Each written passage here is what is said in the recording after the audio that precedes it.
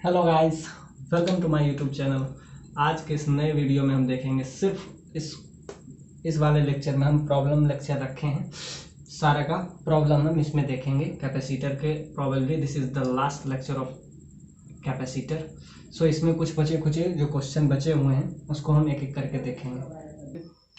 3 part है, ये first part, ये सेकेंड पार्ट और ये आपका थर्ड पार्ट।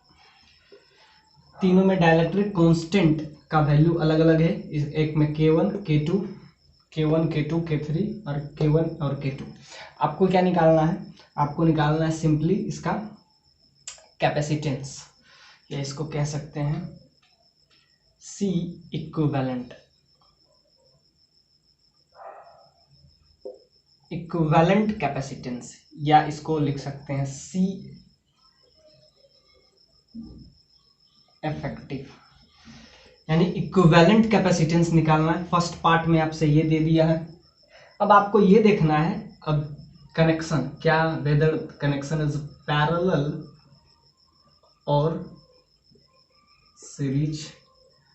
अब ध्यान से देखिए, इस क्वेश्चन में फर्स्ट वाले प्रॉब्लम में आपको क्या दिख रहा है कि दो डाइलेक्ट्रिक कांस्टेंट है, इसके बीच का डिस्टेंस समझ जाइए। ये डिस्टेंस आपको something this distance is d, ये डिस्टेंस d है। आपको क्या निकालना है? आपको निकालना है C इक्विवेलेंट। तीनों क्वेश्चन के लिए वही क्वेश्चन है आपके लिए, इसके लिए भी, इसके लिए भी और इसके लिए भी। बहुत बढ़िया क्वेश्चन है एस.सी. वर्मा का, बहुत शानदार क्वेश्चन है। 56 नंबर HCV का ये प्रॉब्लम है, एस.सी. वर्मा का। अब देखते हैं इस क्वेश्चन को अप्रोच हम कैसे करेंगे। तीनों में आपको डाइलेक्ट्रिक, बस यही फिगर दिया हुआ है और आपसे पूछा find the capacitance of capacitor. Capacitance of capacitor या C इफेक्टिव आप इसको समझ सकते हैं। अब ध्यान से देखिए, दो डाइलेक्ट्रिक कांस्टेंट, एक का वैल्यू K1 है, एक का वैल्यू K2 है। ये आपको इसमें फिल कर दिया गया है और आपको क्या पूछा है? C इफेक्टिव कैपेसिटेंस बताइए, यानी capacitance of capacitor. Capacitance of capacitor, capacitance of capacitor. अब ध्यान से देखिए, इसको किस टाइप से हम अप्रोच करेंगे इस टाइप के प्रॉब्लम में। तो जैसा कि हम बताए थे कि पहले तो हम देखेंगे connection, whether connection is parallel और सीरीज। अगर पैरेलल हुआ तो क्या हम करेंगे? अगर कनेक्शन पैरेलल हुआ तो हम क्या सिंपली लिखेंगे C1 + C2, और अगर कनेक्शन सीरीज हुआ तो क्या लिखेंगे? C1 × C2 divided by C1 + C2। क्योंकि देखिए, जो हम करंट में काम करते हैं एग्जैक्टली उसके अपोजिट। क्यों? क्योंकि ये कैपेसिटर जो होता है वो π/2 लैग करता है, तो जिसके वजह से जो आप आप करंट में देखते हैं, करंट का जो डायरेक्शन होता है तो उससे ये π/2 लैग करता है। तो ये हम पहले बता भी चुके हैं। तो आपको बस ये देखना है कनेक्शन क्या है, वेदर कनेक्शन इज पैरेलल और नॉट, और दूसरा इसका कैपेसिटेंस का वैल्यू क्या होगा। अब ध्यान से देखिए, कैपेसिटर में अगर कोई डाइलेक्ट्रिक कांस्टेंट जिसका वैल्यू K1 है वो इंसर्ट किया तो क्या होगा? कैपेसिटेंस होगा क्या? क्या K टाइम्स इंक्रीज करेगा, डिक्रीज करेगा? ये हम पहले बता चुके हैं।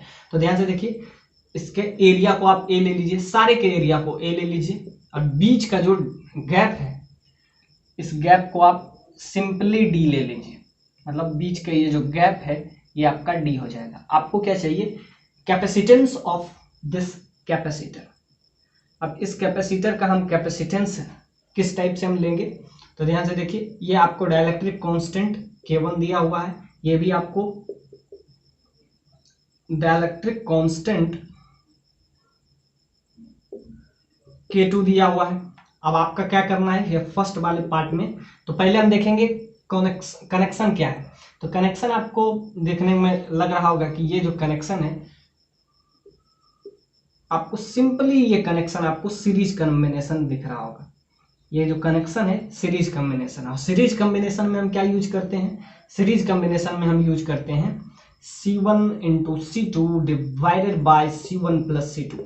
तो ध्यान से देखिए, अब इसका कैपेसिटेंस क्या होगा? तो ये हम पहले कैपेसिटेंस बता चुके हैं कि जब भी हम डाइलेक्ट्रिक कांस्टेंट इंसर्ट करते हैं पैरेलल प्लेट कैपेसिटर में, पैरेलल प्लेट कैपेसिटर में जब भी हम डाइलेक्ट्रिक कांस्टेंट इंसर्ट करते हैं तो उसका कैपेसिटेंस के टाइम से इंक्रीज कर जाता है। और पैरेलल प्लेट का कैपेसिटेंस क्या होता है, सी का वैल्यू होता है एप्सिलॉन नॉट इनटू ए। ए समझिए सारा का एरिया ए है, सारा का एरिया ए है, बीच का गैप हर किसी का डी है, तो याद रखिएगा हर किसी का गैप जो है बीच का वो आपको डी दे दिया है।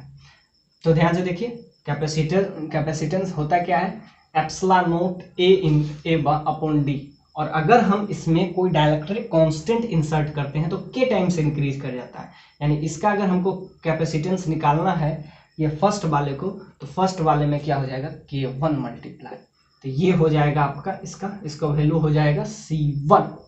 अब एग्जैक्टली इसका क्या हो जाएगा, इसका हो जाएगा C2। तो C2 का वैल्यू क्या हो जाएगा एप्सिलॉन नॉट, एरिया तो ए ही रहेगा। और ध्यान से देखिए टोटल डी है तो ये कितना हो जाएगा D/2, तो एक बार ये D/2 भी लिख लीजिए।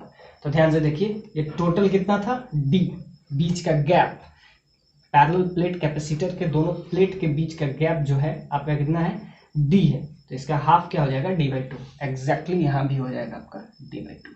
और इसका डाइलेक्ट्रिक कांस्टेंट आपको दे दिया है, क्या दे दिया है, ये दे दिया आपका K2। अब ध्यान से देखिए आपको C1 भी पता है, C2 भी पता है, और ये आपको कौन सा कॉम्बिनेशन दिख रहा होगा, ये कॉम्बिनेशन आपको सीरीज कॉम्बिनेशन दिख रहा है। तो सीरीज कॉम्बिनेशन में हम क्या यूज करते हैं, C1 into C2 divided by C1 plus C2। तो आपको C1 भी पता है, C2 भी पता है, तो आप क्या कर सकते हैं बस वैल्यू अब निकाल लीजिए। बाकी अभी इस क्वेश्चन में कुछ नहीं रहा, आपका निकालना क्या था कैपेसिटेंस ऑफ दिस कैपेसिटर। तो ध्यान से देखिए तो कैपेसिटेंस आप कैसे निकालिएगा, C1 भी आपको पता है, C2 भी पता है, कॉम्बिनेशन क्या है, कॉम्बिनेशन सीरीज कॉम्बिनेशन है, वो आपको देखने में लिख रहा होगा, ये सीरीज कॉम्बिनेशन है। मतलब इसका जो कैपेसिटेंस है C1 into C2 divided by C1 plus C2। अब C1 C2 का वैल्यू आपको पता है, तो ध्यान से देखिए इसमें आप समझिए कि ये कॉम्बिनेशन सीरीज कॉम्बिनेशन है, और इसका वैल्यू हो जाएगा कैपेसिटेंस हो जाएगा C1 into C2 divided by C1 plus C2। और अगर हम डाइलेक्ट्रिक कांस्टेंट इंसर्ट करते हैं तो उसका कैपेसिटेंस के टाइम्स इंक्रीज कर जाता है। और ध्यान से देखिए एरिया तो चेंज नहीं होगा, बस बीच का गैप चेंज हो गया कि ये देखिए अब हाफ इसका हो जाएगा, ये कितना हो जाएगा D/2। अब इस क्वेश्चन में कुछ बचा नहीं, बाकी आपको C1 C2 सब सारा पता है, बस वैल्यू इसमें पुट कर दीजिए, तो ये फर्स्ट वाले का आंसर हो जाएगा। अब देखते हैं बी पार्ट में क्या चेंज आएगा, ए के बजाय एरिया तो सेम रहेगा, एरिया आपको सेम रहेगा, तो इसका अगर कैपेसिटेंस का वैल्यू आप निकालें तो C1 इंटू C2 थोड़ा सा इसका वैल्यू बस रख दीजिए और बाकी कुछ भी चेंज नहीं रहेगा। तो C1 इंटू C2 में epsilon not a divided by D/2 इसका स्क्वायर हो जाएगा क्योंकि ये दोनों में कॉमन है, और क्या क्या हो जाएगा K1 into K2, simply K1 into K2, और दोनों अगर ऐड करेंगे तो ये कॉमन हो जाएगा epsilon not a upon D/2, simply K1 plus K2। तो ये आपका आ जाएगा C इक्विवेलेंट, ये फर्स्ट वाले क्वेश्चन का आंसर है C1 इंटू C2। तो ध्यान से देखिए ऊपर मल्टीप्लाई हो गया और इससे ये कैंसिल हो जाएगा, तो इसको क्या कर सकते हैं आप, सिंपली इससे एक बार कैंसिल हो जाएगा, तो यहाँ हो जाएगा epsilon not a upon D/2, एक बच जाएगा, ऊपर बच जाएगा K1 into K2 divided bye K1 plus K2।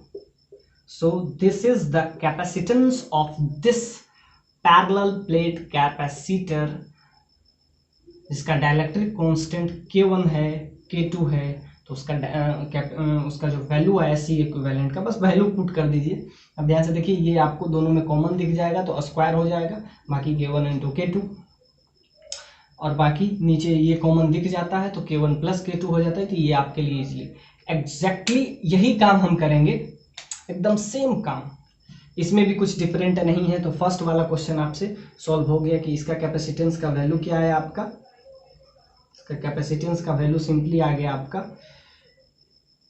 C is equal to C1 into C2 divided by C1 plus C2, और इसका वैल्यू क्या आ गया epsilon not a upon D/2 का square into K1 into K2 divided by epsilon not A by D/2 K1 plus K2।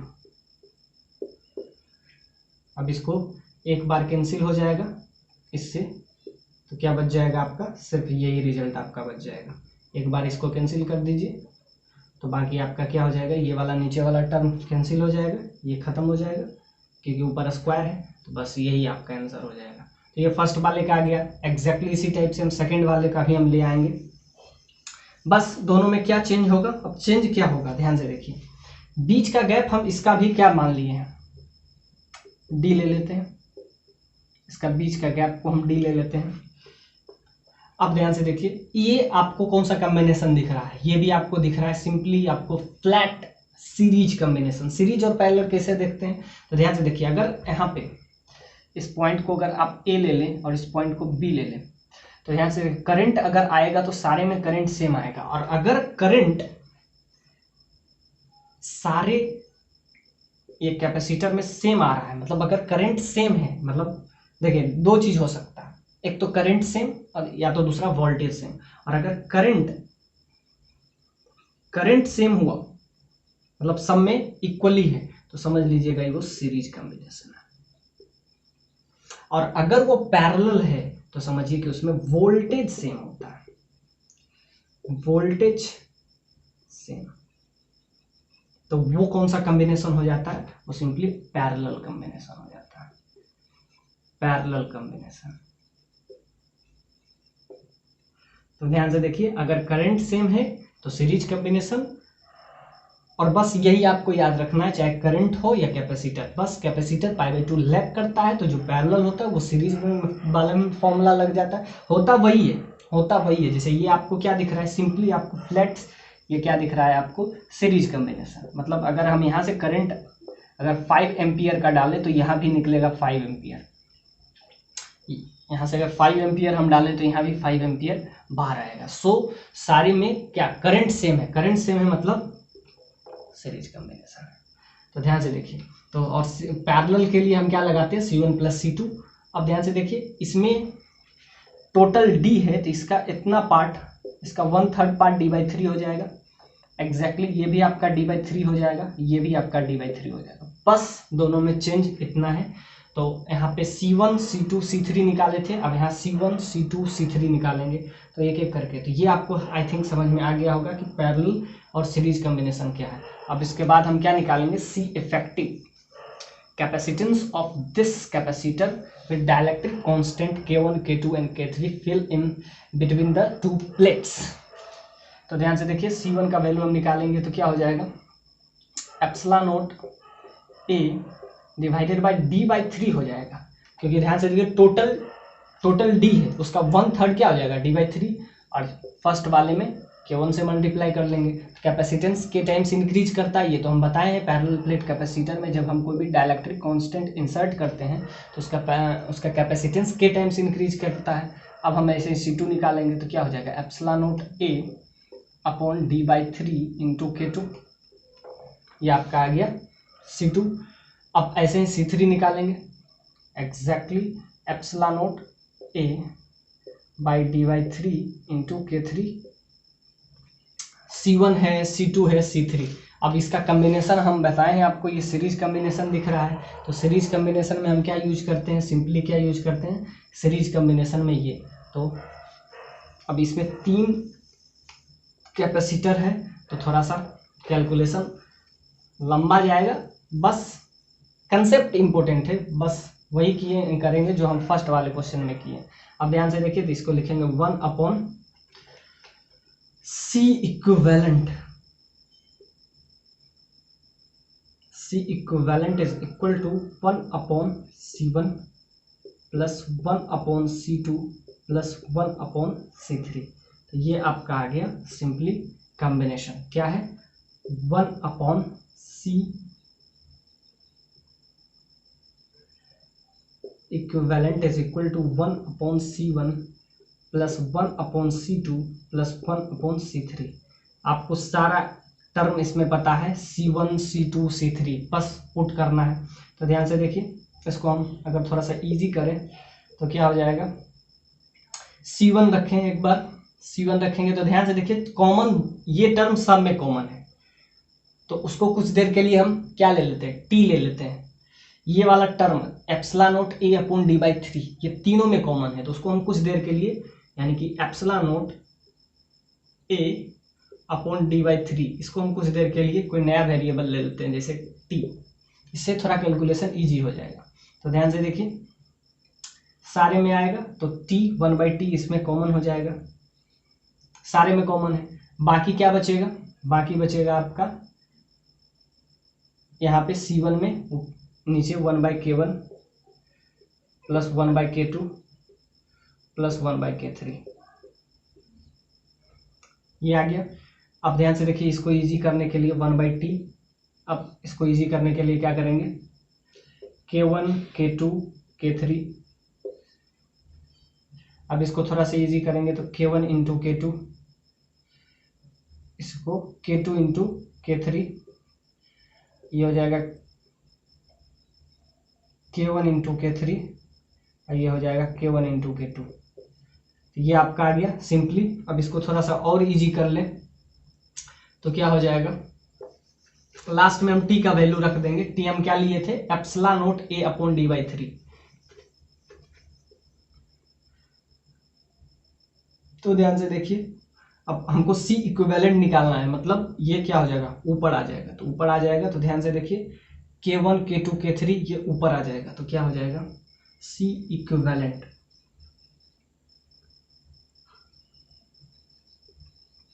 C equivalent हो जाएगा। तो ये K1 into K2 into K3 divided by क्या हो जाएगा, ये T1 जो है ऊपर चला आएगा। तो ध्यान से देखिए और नीचे क्या हो जाएगा, K1 into K2 plus K2 into K3 plus K3 into K1। तो ये आपका हो गया आंसर। अब T का वैल्यू हम पहले ही अज्यूम किए थे epsilon not A upon D/3, बस ये रख दीजिए, आपका आंसर यही आ गया। तो ये आपका आ गया ये सेकेंड वाले का। बस देखिए कुछ इस प्रॉब्लम में ज़्यादा चैलेंजिंग है नहीं, ये आपको पहले ही सीरीज कॉम्बिनेशन दिख गया, बाकी आपके लिए ये आंसर। अब ध्यान से देखते हैं थर्ड वाले क्वेश्चन, थोड़ा सा चैलेंजिंग है क्योंकि ये सेकेंड वाले से थोड़ा सा ये अलग है। अब अलग किस सेंस में है, अब हम अभी तक जितना भी कर रहे थे वो क्या कर रहे थे, A और B, समझिए इस पॉइंट को A ले लीजिए, इस पॉइंट को B, तो A B के बीच में हम क्या निकाल रहे थे, कैपेसिटेंस ऑफ कैपेसिटर। अब ध्यान से देखिए A B ये वाला क्वेश्चन डील हो गया। अब इसके बीच में डायरेक्टली कांस्टेंट है तो, लेकिन ये कॉम्बिनेशन आपको ध्यान से देखिए, तो ये कॉम्बिनेशन आपको कौन सा दिखे, पिछले दोनों को कॉम्बिनेशन में हम देखे थे तो सीरीज कॉम्बिनेशन था, लेकिन ये कॉम्बिनेशन आपको देखने में लगेगा क्या, इसमें अगर हम यहाँ से सिंपल सा बात है 5 एम्पियर का करंट डाल रहे हैं, तो ध्यान से देखिए यहाँ से क्या निकलेगा। अब ध्यान से देखिए 5 एम्पियर का अगर करंट हम डालें तो वो इधर भी जा सकता है, इधर भी जा सकता है, उसके लिए एक ही रास्ता नहीं है, अब रास्ता उसके लिए दो दो है। अब या तो 5 एम्पियर का कुछ करंट इधर चला जा सकता है, यानी कि इधर अगर 3 एम्पियर का गया तो इधर लास्ट में 2 एम्पियर का जाएगा। तो ध्यान से देखिए पहले उसके पास सिर्फ एक ही रास्ता होता था कि अगर हम यहाँ से 5 एम्पियर का करंट इनपुट डालें तो यहाँ पे 5 एम्पियर का ही करंट आउटपुट में आएगा, क्योंकि उसके पास सिर्फ एक ही रास्ता था बाहर होने का, रास्ता बाहर होने का एक ही है। लेकिन अब ध्यान से देखिए उसके पास अब रास्ते अलग अलग हो गए। क्यों? क्योंकि ये जो कॉम्बिनेशन है ये आपको सिंपली सीरीज कॉम्बिनेशन नहीं दिख रहा, ये आपको पैरेलल कॉम्बिनेशन, मतलब अब वोल्टेज इस दोनों कैपेसिटर का सेम होगा। ध्यान से देखिए तो ये इस टाइप से है, इस टाइप से स्लिप टाइप ये बटा हुआ। तो ये जो कॉम्बिनेशन है, पिछला दोनों कॉम्बिनेशन सीरीज था, क्योंकि जितना करंट हम यहाँ इनपुट डाल रहे थे आउटपुट आने का वही तरीका। बीच में हम सिंपल सा बात है, बीच में कोई भी है, K1 रहे, K2 रहे, K3 रहे, बाहर तो आ ही जाएगा। लेकिन ध्यान से देखिए अब इसमें अलग अलग है कि अब इसमें A और B के बीच में बिटवीन, यही अगर कॉम्बिनेशन हम इधर से लगा देते, इधर से कॉम्बिनेशन लगा देते कि हमको सिर्फ इसके बीच में हमको निकालना है कैपेसिटेंस ऑफ कैपेसिटर, तो एग्जैक्टली वही काम होता। सिंपली ये क्या हो जाता, सीरीज कॉम्बिनेशन हो जाता। लेकिन हम क्या कर रहे हैं, इसके बीच में ले आ रहे हैं, इसके बीच में जब ला रहे हैं तो ये आपका कॉम्बिनेशन सिंपली कौन सा कॉम्बिनेशन हो जाएगा, पैरेलल कॉम्बिनेशन। तो अब इसमें ए और के बीच में ऐसे ही हम इसके इस पॉइंट में हम सी और डी, इस पॉइंट को सी ले लें और इस पॉइंट को अगर हम डी ले लें तो सी और डी के बीच में यही कॉम्बिनेशन क्या हो जाएगा, एग्जैक्टली वही कॉम्बिनेशन सीरीज कॉम्बिनेशन हो जाएगा। लेकिन जब हम ए और बी के बीच में देख रहे हैं तो ये क्या हो जाएगा, पैरेलल। अब समझिए कि करंट है, अब करंट का कुछ पार्ट इधर भी जाएगा, कुछ पार्ट इधर भी जाएगा। अब ध्यान से देखिए, इसमें कहीं जाने का तरीका नहीं था, एक ही आउटपुट था, अब आउटपुट इसमें अलग अलग है। तो ध्यान से देखिए, ये कॉम्बिनेशन जो है आपको पैरेलल कॉम्बिनेशन दे दिया। तो अभी तक जितने दोनों क्वेश्चन किए थे वो कौन सा कॉम्बिनेशन था, आपका सीरीज कॉम्बिनेशन। अब इस पैरेलल कॉम्बिनेशन में आपको पता है कि पैरेलल कॉम्बिनेशन में हम क्या करते हैं, पैरेलल कॉम्बिनेशन में सिंपली C1 × C2 कर देते हैं। तब इसका कैपेसिटेंस क्या हो जाएगा, कैपेसिटेंस इसका हो जाएगा एप्सिलॉन A डिवाइडेड बाय, अब टोटल D है तो इसका हाफ क्या हो जाएगा, D/2, और इसका K टाइम्स बढ़ जाएगा तो ये आपका आ जाएगा C1 का वैल्यू, ये आपका C1 का वैल्यू है, और C2 का क्या हो जाएगा एप्सिलॉन A/D/2 × K2। अब ये कॉम्बिनेशन आपको कौन सा दिख रहा है, ये कॉम्बिनेशन सिंपली आपको इस टाइप का कॉम्बिनेशन नहीं दिख रहा था, तो ये कॉम्बिनेशन आपको सिंपली आपको पैरेलल कॉम्बिनेशन, और पैरेलल कॉम्बिनेशन में हम क्या यूज करते हैं, C1 + C2। तो ध्यान से देखिए, तो ये जो कॉम्बिनेशन इसमें बहुत इंपॉर्टेंट है, आपको बस कॉम्बिनेशन देखना है, बाकी प्रॉब्लम सॉल्व हो जाएगा। तो ध्यान से देखिए, ए और बी के बीच में, ए इस पॉइंट को और इस पॉइंट को बी, ए और बी के बीच में ये कौन सा कॉम्बिनेशन है, पैरेलल कॉम्बिनेशन। ए और बी के बीच में यही, अगर सी और डी के बीच में parallel combination between A and B, small A and B. और यही अगर हम देखेंगे सी और डी के बीच में, यानी कि सीरीज कॉम्बिनेशन। तो ध्यान दीजिएगा, पैरेलल और series combination between C and D, C और डी के बीच में क्या हो जाएगा, ये सिंपली कौन सा कॉम्बिनेशन हो जाएगा, ये सीरीज कॉम्बिनेशन। तो ये आप ख्याल रखिए, बाकी C1 और C2 का वैल्यू आपको निकालना आसानी होगा। ये प्रॉब्लम अगर आप कर लिए तो समझिए कि डाइलेक्ट्रिक कांस्टेंट का कोई भी प्रॉब्लम आपसे नहीं छूटेगा। तीनों टाइप हम एक एक करके देख लिए। तो C1 का वैल्यू क्या हो जाएगा, C1 का वैल्यू हो जाएगा एप्सिलॉन A D/2, हाफ क्या हो जाएगा, इसका टोटल D है, इसका हाफ हो जाएगा, सिंपल सा बात है।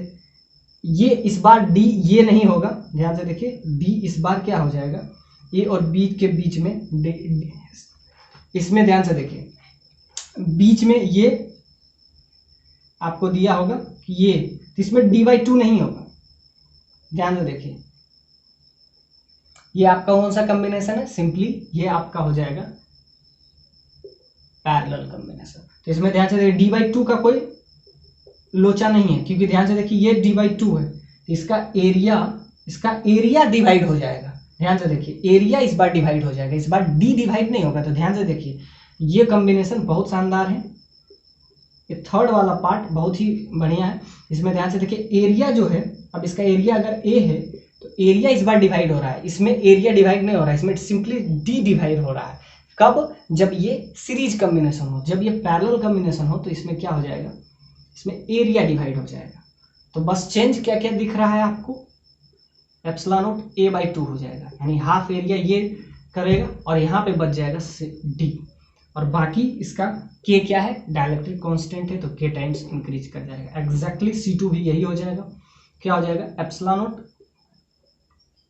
A/2, एरिया इस बार हाफ हो जाएगा।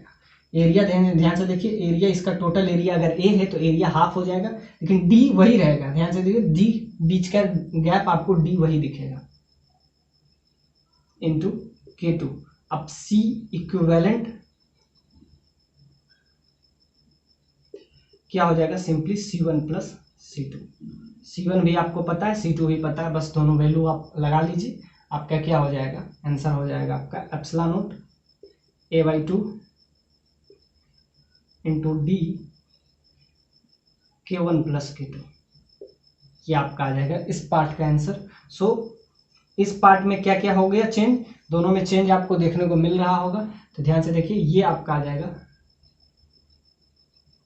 C इक्विवेलेंट का वैल्यू इंसर्ट किए हैं, जिसका वैल्यू आपको 2.5 दिया हुआ है, इसका कैपेसिटेंस आपको दिया हुआ है, और इसको एक सेल से हम कनेक्टेड किए हैं। इस सेल का आपको दिया हुआ है पोटेंशियल डिफरेंस, वो आपको 50 वोल्ट दे दिया है। ये क्वेश्चन बहुत ही बढ़िया क्वेश्चन है, इसमें 4 पार्ट है, एक एक करके डील करेंगे। इसका वैल्यू है आपको 50 वोल्ट, 50 वोल्ट।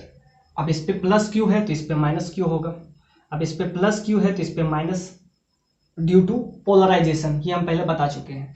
ये माइनस है तो इस पे प्लस हो जाएगा QP, यानी हर चीज का मतलब इसके 4 पार्ट हैं इस क्वेश्चन के।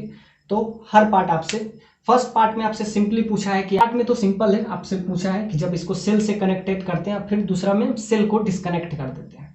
तो पहले हम जब सेल कनेक्टेड है तो क्या हो जाएगा, Q बराबर CV, C आपको पता है 100 इंटू 10⁻⁻6 फैराड इंटू वोल्ट 50। तो यहाँ से आपका आ जाएगा सिंपली वैल्यू 5, और ये 5 10⁻³ बचेगा, ये आपका हो जाएगा वोल्ट। इतना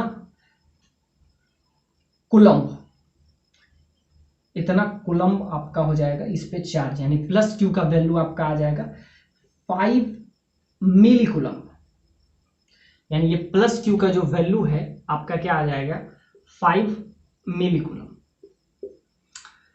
अब ध्यान से देखिए, ये अगर 5 प्लस है, प्लस 5 कुलम्ब, तो ये आपका हो जाएगा -5 M4 मिली कुलम्ब। अब ध्यान से देखिए, अब आते हैं इसको सेकेंड पार्ट में, इसके सेकेंड पार्ट, फर्स्ट पार्ट तो बहुत इजी था, अब सेकेंड पार्ट कह रहा है कि इसमें हम डायरेक्टली कांस्टेंट को इंसर्ट करते हैं। हाँ, चार्जिंग बैटरी इज डिस्कनेक्टेड। अब इसको हमको डिस्कनेक्ट करना पड़ेगा, यानी कि ये जो हम बैटरी लगाए हैं, ये सेल को डिस्कनेक्ट कर रहे हैं, उसके बाद आपसे क्वेश्चन पूछा जा रहा है। यानी कि सेकेंड पार्ट में पूछा है, मतलब चार्ज, मतलब इस बैटरी को डिस्कनेक्ट करना है, battery is disconnected and dielectric constant को अब इंसर्ट कर रहे हैं। अब इसको इंसर्ट किए, अब क्या है, अब जब हम इससे बैटरी हटा लिए तो इस पर कुछ तो चार्ज आया होगा। पहले ही ध्यान से देखिए, कैपेसिटर पहले चार्ज होता है फिर डिस्चार्ज होता है, तो पहले ये चार्ज हो गया, उसके बाद हम बैटरी यहाँ से हटा लिए, बैटरी का काम खत्म। अब क्या हो गया, सिंपली आप समझिए कि इस पे चार्ज कितना आ गया, आपको पता है चार्ज का वैल्यू आपका आया 5 मिली कुलम्ब। अब इतना चार्ज इस पे हम ले आए, अब इसमें डाइलेक्ट्रिक स्लैब को इंसर्ट किए, जिसका आपको वैल्यू दिया हो 2.5।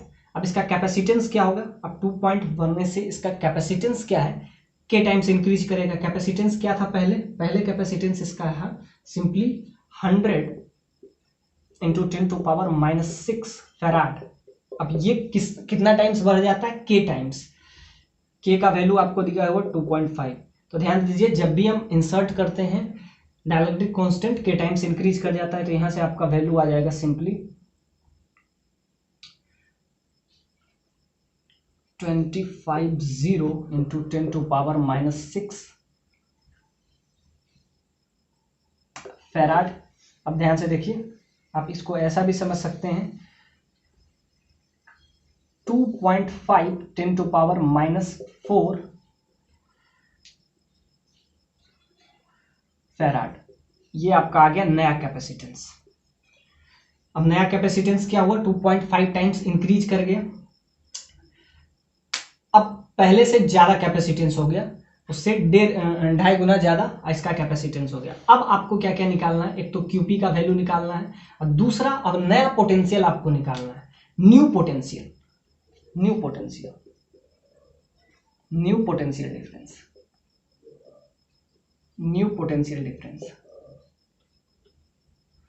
अब न्यू पोटेंशियल कैसे निकलेगा, आपको कैपेसिटेंस पता है, चार्ज पता है, तो आपको पता है Q बराबर CV में आपको नया कैपेसिटेंस, ये जो कैपेसिटेंस है इसको हम C डैश दे दिए, क्योंकि कैपेसिटेंस K टाइम्स इंक्रीज कर गया, तो वो जो C था वो C डैश हो गया। अब चार्ज जो है, चार्ज तो फिक्स है, चार्ज तो घटेगा नहीं, क्योंकि charge due to charge conservation, charge तो फिक्स है। चार्ज कितना है? 5 × 10⁻³ microcoulomb.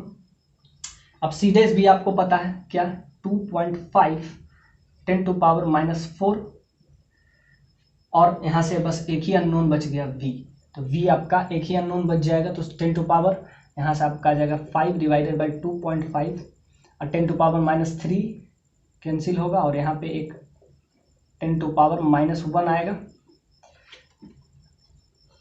That is equal to v। So ये ऊपर जाएगा तो 50 हो जाएगा, और यहाँ से आपका आ जाएगा, तो यहाँ से 20 आ जाएगा, सिंपली आपका आ जाएगा 20 वोल्ट, यानी कि V का वैल्यू आपका आ गया सिंपली 20 वोल्ट। मतलब पहले क्या था, पहले जो इसका वोल्टेज था वो कितना था, 50 वोल्ट, अब घट के कितना हो गया, अब आपका घट के वोल्ट हो गया, V का वैल्यू आपका हो गया सिंपली 20 वोल्ट। अब ध्यान से देखिए, अब आपसे पूछेगा कि कितना चार्ज जो है मतलब प्रोड्यूस हुआ ड्यूरिंग डाइलेक्ट्रिक स्लैब। अब डाइलेक्ट्रिक पार्ट में हम क्या किए, इस वोल्टेज को मतलब सेल को हटा दिए, अब हम क्या करेंगे, डाइलेक्ट्रिक कांस्टेंट को ही हटा देंगे, यानी एब्सेंस ऑफ, क्या पूछ रहा है सी पार्ट में आपसे पूछ रहा है, absence of dielectric constant, absence of dielectric constant.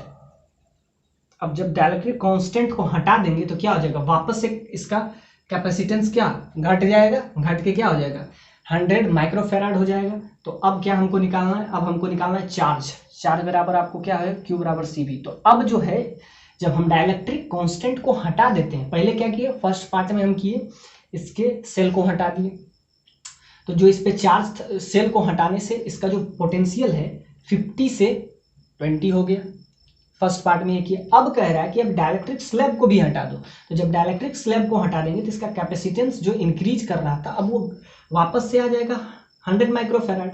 So Q, अब हमको चार्ज कितना प्रोड्यूस हुआ, क्यों, किसके वजह से, ये 20 वोल्ट के वजह से, तो Q = CV। अब C क्या हो जाएगा, डाइलेक्ट्रिक स्लैब हटा दिए तो अब सिंपली हो जाएगा 100 × 10⁻⁻6 फेराड माइक्रोफेराड। और वोल्टेज क्या है, वोल्टेज अब सेल को हटाने के बाद वोल्टेज हो गया 20। तो अब जो है आपके पास न्यू चार्ज क्या आ गया, न्यू चार्ज आपका सिंपली आ गया, इस पोटेंशियल डिफरेंस के कारण कितना चार्ज प्रोड्यूस हुआ, सेल को हटाने के बाद, डाइलेक्ट्रिक स्लैब को हटाने के बाद, अब चार्ज कितना बचेगा, अब चार्ज आपका बच जाएगा सिंपली, इसको कीजिएगा तो 2 × 10⁻⁻6 यू विल गेट 2 मिलीकूलम। अब जो ये आपको कब बचेगा, जब हम डाइलेक्ट्रिक स्लैब और सेल दोनों को हटा दें। अब लास्ट पार्ट में आपसे पूछ रहा है कि आप बताइए इसका वैल्यू, QP का वैल्यू, मतलब कि इसके वजह से इस पे चार्ज कितना आएगा। अब ध्यान से देखिए, इसके वजह से इस पे चार्ज कितना आएगा, यानी कि लास्ट पार्ट आपसे पूछ रहा है इंड्यूस्ड चार्ज बताइए, ड्यू टू पोलराइजेशन इफेक्ट इस पे जो चार्ज आता है उसको इंड्यूस्ड चार्ज कहते हैं, बस उसका वैल्यू पूछा, find the charge induced at the surface of dielectric slab. अब इसका वैल्यू क्या होता है, इसका वैल्यू हम थ्योरी में बताए थे, QP मतलब इंड्यूस्ड चार्ज का जो वैल्यू होगा वो क्या होगा, 2.5 K का वैल्यू है। QP का वैल्यू होता है Q × 1 माइनस, इसका वैल्यू सिंपली हो जाता है Q - Q/K। सो इसको Q कॉमन ले लेंगे तो 1 - Q/K, तो 1/K समझ लीजिए। इसको आप समझिए इंड्यूस्ड चार्ज, मतलब लास्ट पार्ट में आपसे क्या पूछा है, लास्ट पार्ट में आपसे पूछा है इंड्यूस्ड चार्ज, मतलब जो इसके वजह से ड्यू टू पोलराइजेशन इफेक्ट, यानी induced charge on dielectric constant,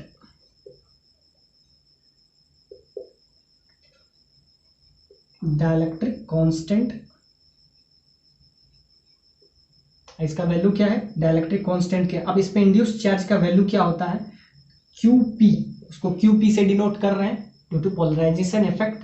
induced charge का वैल्यू होता है Q माइनस Q/K। ध्यान से देखिए, पहले इस पे चार्ज Q होता है, अब इसके वजह से Q बाई इसका जो चार्ज होता है, कैपेसिटेंस तो बढ़ जाता है लेकिन चार्ज जो होता है उसका घट जाता है। तो ध्यान से देखिए, पहले चार्ज कितना था, पहले चार्ज Q था, अब चार्ज कितना हो जाता है, फाइनल में हो जाता है Q/K। तो ध्यान से देखिए, नेट चार्ज उस पर कितना बचता है, Q 1 माइनस K। अब इसमें सारा चीज का वैल्यू पता है, Q का वैल्यू आपको क्या पता है, 5 माइक्रोकूलम। तो यहाँ पे 5 लिख लीजिए मिलीकूलम। अब यहाँ पे 1 माइनस 1/K, K का वैल्यू 2.5 है तो 1/2.5। अब इसको आप इजी कीजिए तो क्या आ जाएगा, तो ये आपका आ जाएगा 2/5। तो यहाँ से आपका आ जाएगा 5 मिलीकूलम इंटू 3/5। 5 से 5 कैंसिल हो जाएगा तो यहाँ बच जाएगा 3 मिलीकूलम। सिंपली बात है, इसमें आप वैल्यू पुट कर दीजिए, ये 5 है, यहाँ 1 माइनस, ये आपका बन जाएगा 1/2.5। तो इसको इजी कीजिएगा तो आपका आ जाएगा 3 मिलीकूलम। मतलब इंड्यूस्ड चार्ज का वैल्यू, यानी यहाँ पे कितना चार्ज है आपका 5 माइक्रोकूलम। अब इसके वजह से इस पे इंड्यूस्ड कितना आ रहा है, 3 मिलीकूलम। ये भी मिलीकूलम है। तो ध्यान से देखिए, और 2 जो आ रहा है आपका, 2 किसके वजह से आ रहा है, तो ध्यान से देखिए, सारा चार्ज का आपको चार्ज कंजर्वेशन समझ में आ रहा है कि शुरुआत में इसके पास चार्ज क्या होता है। आप पूरे क्वेश्चन को समराइज करते हैं, पहले इसके पास चार्ज रहता है, जब हम सेल लगाते हैं तब इसके पास चार्ज होता है 5 मिलीकूलम। अब क्या होता है, सेल को हटाने के बजाय, सेल जब हटाते हैं तो इसका पोटेंशियल डिफरेंस घट जाता है, घट के कितना हो जाता है, 20 वोल्ट। उसके बाद क्या होता है, उसके बाद हम डाइलेक्ट्रिक स्लैब को भी हटा देते हैं। तो डाइलेक्ट्रिक स्लैब को जब हटा देते हैं तो क्या होता है, तब इसका जो चार्ज होता है, चार्ज घट के क्या हो जाता है, 2 मिलीकूलम। तब इस पे जो चार्ज होता है, क्योंकि इसका जो पोटेंशियल डिफरेंस है उसके वजह से इस पे चार्ज इंड्यूस्ड होता है, सिर्फ पोटेंशियल डिफरेंस के वजह से। तो 2 मिलीकूलम। और 3 मिलीकूलम कहाँ चले जाता है, 3 मिलीकूलम एक्चुअली में इसके इंड्यूस्ड चार्ज के वजह से इस स्लैब पे आ जाता है, इंड्यूस्ड चार्ज के वजह से। तो वो जो वैल्यू आया वो आपको कहता है इंड्यूस्ड चार्ज। इंड्यूस्ड चार्ज समझे 5 था, 3 चला गया तो बचा कितना, 2 millicoulomb. So this is the very conceptual question in this HC Verma. 3 number HC Verma का प्रॉब्लम, ये भी बहुत ही कंसेप्चुअल प्रॉब्लम है, एक एक करके हम सब देखते हैं। A parallel plate capacitor of capacitance 5 microfarad is connected to a battery of EMF 6 volt. Separation between the plate is 2 mm। Find the charge on the positive plate, first part है। Second part में find the electric field between the plate, third part है dielectric constant of a thickness 1 mm and the dielectric constant 5 is inserted in the gap to occupy the lower half of it। Second part में आपसे पूछा है find the capacitance of new combination. D part में आपसे पूछा है कि how much charge has flow through the battery after slab is inserted. अब ध्यान से देखिए, इस क्वेश्चन में लोअर हाफ में इंसर्ट किया है, इस टाइप से नहीं, लोअर हाफ मतलब कि इस टाइप से इंसर्ट किया गया है कि इसके बीच का जो गैप है आपको दिया हुआ, इसके बीच का गैप जो है इस टाइप से है। तो इसके आधे पार्ट, इसके बीच का गैप आपको 2 mm दे दिया है। इसके हाफ पार्ट में हम क्या कर रहे हैं, 1 mm पार्ट में, इसके हाफ पार्ट में डाइलेक्ट्रिक कांस्टेंट इंसर्ट कर रहे हैं, उसका K का वैल्यू आपको 5 दे दिया है। और बचा हुआ हाफ पार्ट में समझिए कि एयर है। आपसे फर्स्ट पार्ट में सिंपली पूछ रहा है, इसमें जो कांस्टेंट हम इंसर्ट कर रहे हैं, इस पे जो प्लस Q चार्ज है, इस पे माइनस Q चार्ज होगा। इसको बैटरी से कनेक्टेड, एक सेल से कनेक्टेड कर रहे हैं, जिसका वैल्यू आपको है पता 6 वोल्ट। तो फर्स्ट पार्ट तो आपसे सिंपली पूछा है कि आप बताइए इस पे चार्ज कितना होगा इसके पॉजिटिव प्लेट पे।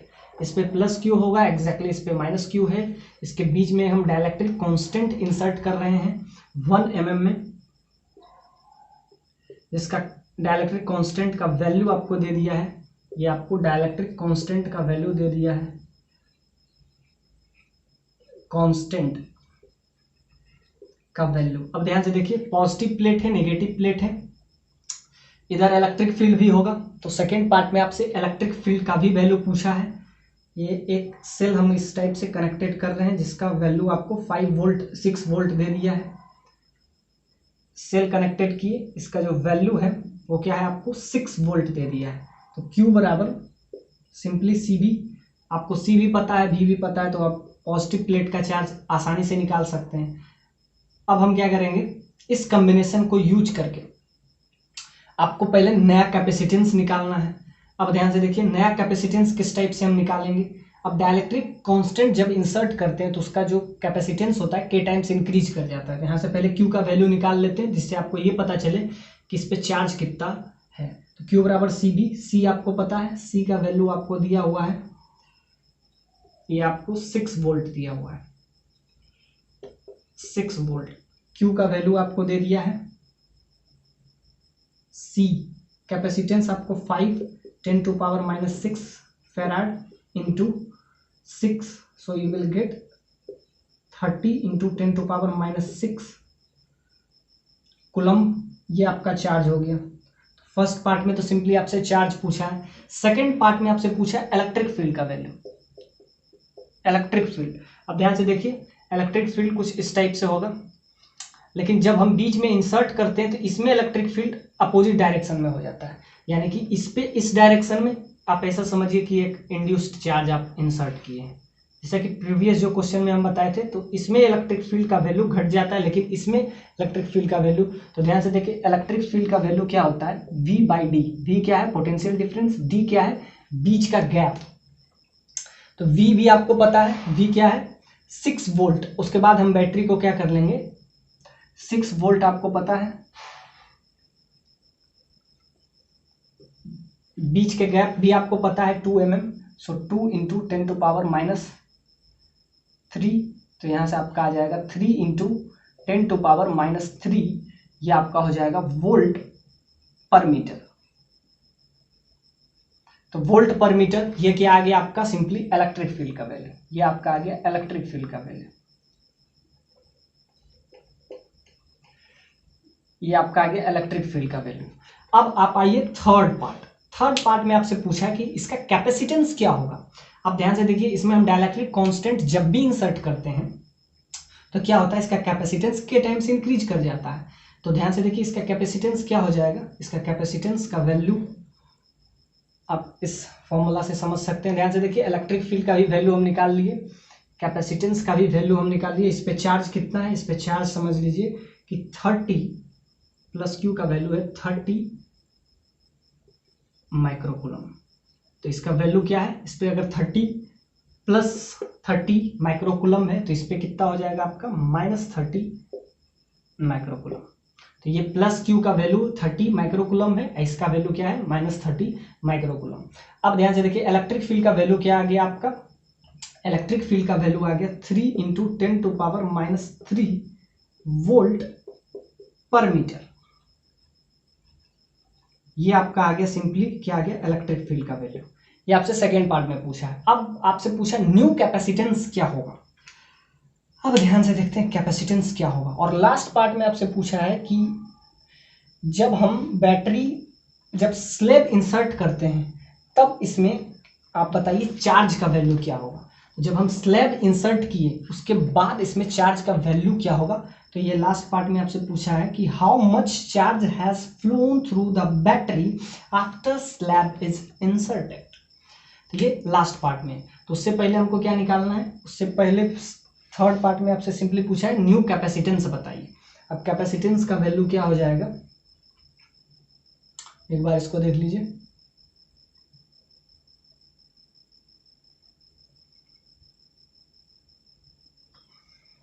तो हम यहाँ कैपेसिटेंस निकालेंगे। कैपेसिटेंस का वैल्यू हो जाएगा C इज इक्वल टू, जब हम कोई भी डाइलेक्ट्रिक स्लैब इंसर्ट करते हैं तो एप्सिलॉन नॉट A अपॉन इसका बीच का गैप आपको पता है, simple word T1 by K1 plus, अब ध्यान से देखिए ये 1 mm है, ये भी 1 mm है, तो यानी T2 बाई K2। अब ध्यान से देखिए यहाँ पे अगर कोई डाइलेक्ट्रिक कांस्टेंट है जिसका वैल्यू K है, तो यहाँ पे क्या होगा, कुछ नहीं तो एयर है, तो एयर का क्या हो जाता है, एयर का समझ लीजिए 1 होता है। तो ध्यान से देखिए अब इसमें सब सिर्फ वैल्यू पुट कर दीजिए, तो ये आपका आ गया समझिए new capacitance, new capacitance of capacitor. अब इसमें बस वैल्यू पुट कर दीजिए, तो क्या होगा, T1 K1 का वैल्यू आप लगा लीजिए, एप्सिलॉन नॉट इसका वैल्यू आपको पता है 8 × 8 5 10⁻⁻12। अब एरिया आपको दिया होगा क्वेश्चन में, एरिया आपको दे दिया होगा, एरिया को भी ये ले लेते हैं, और यहाँ पे आपको T1 1 mm डिवाइडेड बाय, तो 1 mm को 1 × 10⁻³ डिवाइडेड बाय 5 प्लस 10⁻³, तो ये आपका आ जाएगा सिंपली C का वैल्यू, कैपेसिटेंस। अब ध्यान से निकल जाएगा, आपसे पूछ रहा है न्यू कैपेसिटेंस, तो न्यू कैपेसिटेंस का वैल्यू बस पुट कर दीजिए, आ जाएगा। अब इसमें एक चीज़ और है, एरिया आपको नहीं दिया हुआ है, तो क्या ये प्रॉब्लम नहीं बनेगा, बन जाएगा, क्योंकि आपको क्या दिया हुआ है, सिंपली इसका वैल्यू तो दे दिया है, कैपेसिटेंस का वैल्यू तो आपको दे दिया है, कैपेसिटेंस का वैल्यू आपको शुरुआत में ही आपको 5 माइक्रोफेराड दे दिया था, तो वो होता क्या है, epsilon not A by D. D क्या है यहाँ पे, डी को समझिए कि 2 mm है, आपको दे दिया 2 mm, तो इसका वैल्यू आपको दे दिया है क्या 5, तो सिंपली यहाँ पे हो जाएगा एप्सिलॉन नॉट इंटू A, इसका वैल्यू आपको क्या हो जाएगा 5 माइक्रोफेराड दिया हुआ था, इसका आपको 5 माइक्रोफेराड दिया हुआ था, 5 माइक्रोफेराड, सो 10⁻⁻6 5 माइक्रोफेराड आपको दे दिया था, तो यहाँ से आप निकाल सकते हैं एप्सिलॉन नॉट इंटू A का वैल्यू हो जाएगा 2 × 10⁻³ मीटर, तो यहाँ से आपका आ जाएगा सिंपली 10 × 10⁻⁹, तो इसको आप समझ सकते हैं 10⁻⁸। एप्सिलॉन नॉट इंटू A का वैल्यू आप क्या रख दीजिए, यानी ये जो एप्सिलॉन नॉट का वैल्यू रखे इंटू A का वैल्यू आप डायरेक्टली पुट कर दीजिए 10⁻⁸। बाकी क्या हो जाएगा, आप समझ लीजिए कि 10⁻1/5 हो जाता है 0.2 प्लस 1, सो 1.2 इंटू 10⁻⁻³ नीचे, तो ये आपस में आपको कैंसिल हो जाएगा, तो यहाँ से आपका आ जाएगा क्या, यहाँ से सिंपली आपका वैल्यू आ जाएगा C का वैल्यू आपका आ जाएगा न्यू कैपेसिटेंस। अब न्यू कैपेसिटेंस का वैल्यू आपका सिंपली क्या आ जाएगा 10⁻⁵, और ये अगर ऊपर गया तो क्या हो जाएगा 10/12, तो इसको अगर थोड़ा सा और इजी करेंगे तो क्या हो जाएगा 5/6, तो यहाँ से आपको वैल्यू निकाल सकते हैं, तो आपका आ जाएगा 8.86 इंटू, अब यहाँ पे इसको 10⁻⁻6 ही लिख लेते हैं, 50 इसको ले लेते हैं, और यहाँ पे हम ले लेते हैं 10⁻6, तो यहाँ से आता है इतना आपको आ गया क्या फेराड, सो आप पे समझिए कि 8.86 या 8.83 आ जाएगा, सिंपली 50/6, इसको आप निकाल लीजिए तो 8 पॉइंट समथिंग आ रहा है, 8.82, अच्छा 2 और 0, तो यहाँ पे आ जाएगा 8.3 समथिंग आ जाएगा, तो यहाँ से आपका आ जाएगा इतना माइक्रोफेराड, तो ये आपका नया आपका 8.3 माइक्रोफेराड आ गया, तो ये न्यू कैपेसिटेंस आपका आ गया।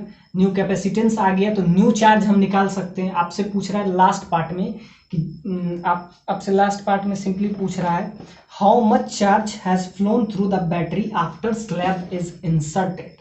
स्लैब इंसर्ट करने के बाद पहले चार्ज कितना था 30 माइक्रोकूलम। अब चार्ज क्या हो जाएगा, क्योंकि अब कैपेसिटेंस इंक्रीज कर गया तो अब चार्ज भी इंक्रीज कर जाएगा। Q बराबर CV। पोटेंशियल क्या है, पोटेंशियल तो वही है 6 वोल्ट। तो ध्यान से देखिए Q का वैल्यू यहाँ से आ जाएगा C, समझिए 8.3 इंटू V हो जाएगा यहाँ पे आपका 6। तो समथिंग इसको 50 माइक्रो फेराड आप ले सकते हैं, microcoulomb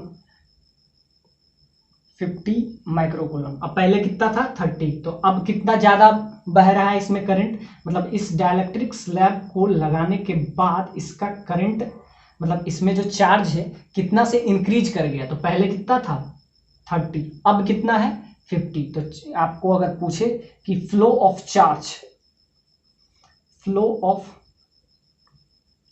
charge after slab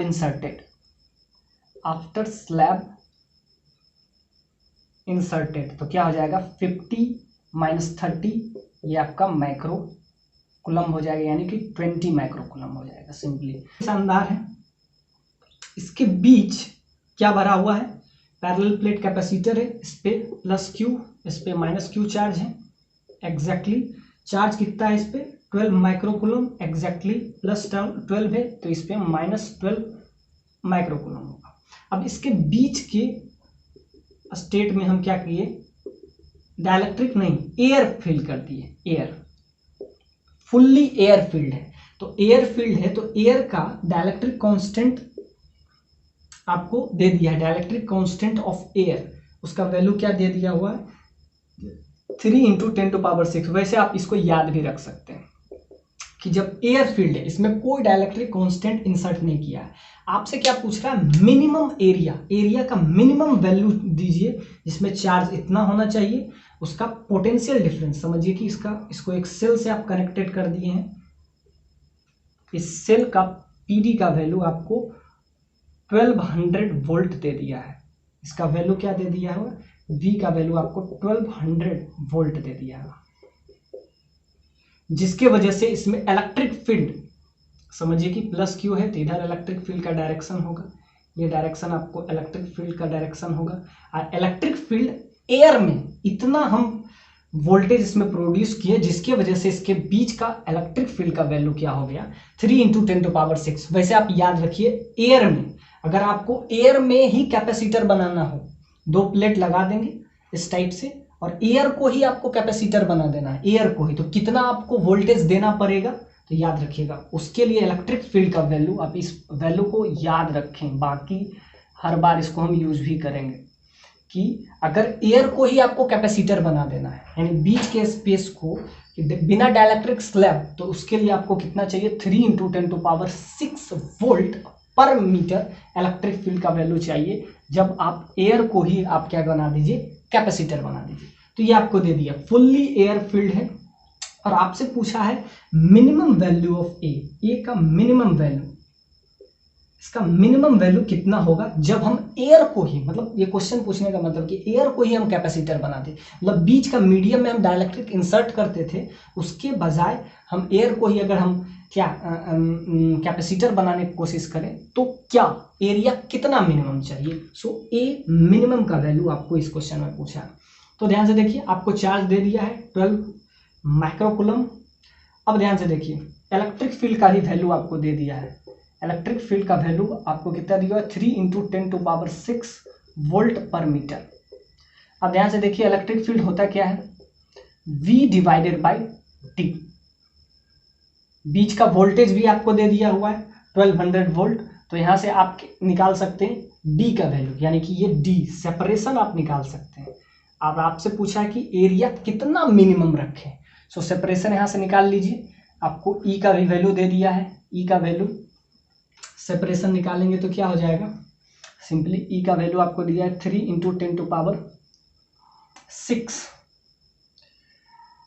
volt meter.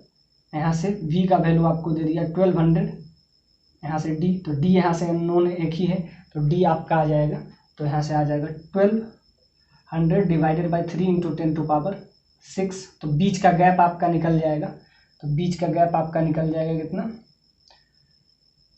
ये 4 और 4 से ये जाएगा तो क्या हो जाएगा 2, तो 10 टू पावर -4 बचेगा।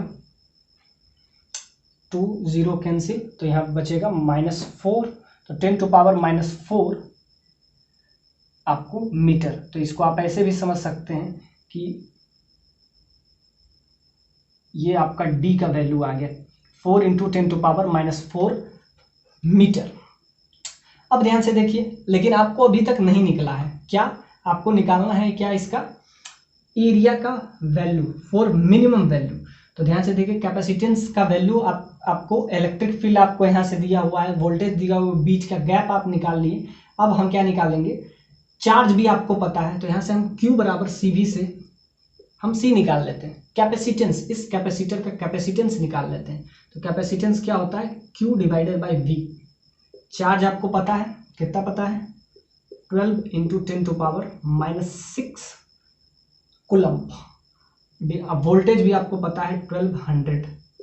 तो यहाँ से कैपेसिटेंस क्या निकल जाएगा, 12 से 12 कैंसिल, और ये ऊपर जाएगा तो क्या हो जाएगा, सिंपली 100 ऊपर जाएगा तो 10 टू पावर -8, समझिए कि 10 टू पावर -8 फैराड बन जाएगा। ये इस कैपेसिटर का कैपेसिटेंस भी आपको पता है कि ध्यान से देखिए, ये 10 ऊपर जाएगा 10 टू पावर -8 बन जाएगा। तो आपको क्या पता है, कैपेसिटेंस भी उसका पता है, चार्ज भी पता है, और आपको सिर्फ निकालना है एरिया। तो अब एक ही अननोन बच जाएगा, एप्सिलॉन A अपॉन D का वैल्यू आपको कितना पता है, 10 टू पावर -8 एप्सिलॉन। अब यहाँ से एक ही अननोन है A का वैल्यू, तो A का वैल्यू यहाँ से क्या हो जाएगा, 10 टू पावर -8 इंटू D का वैल्यू क्या है, 4 इंटू 10 टू पावर -4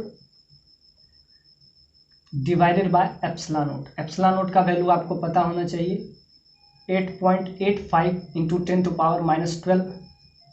तो यहाँ से अगर इजी कीजिएगा तो -12, 8 4 -12, तो -12 चला जाएगा, सिर्फ बच जाएगा आपका क्या, A का वैल्यू सिंपली बच जाएगा 4 डिवाइडेड बाय 8.85। तो ये आपका मिनिमम वैल्यू आ गया। सो सारा कैंसिल हो जाएगा, 4 डिवाइडेड बाय, समझिए कि इसको आप 8.85 को 9 भी ले लीजिए, तो यहाँ से समझ जाइए 4/9 मीटर स्क्वायर एरिया, यानी कि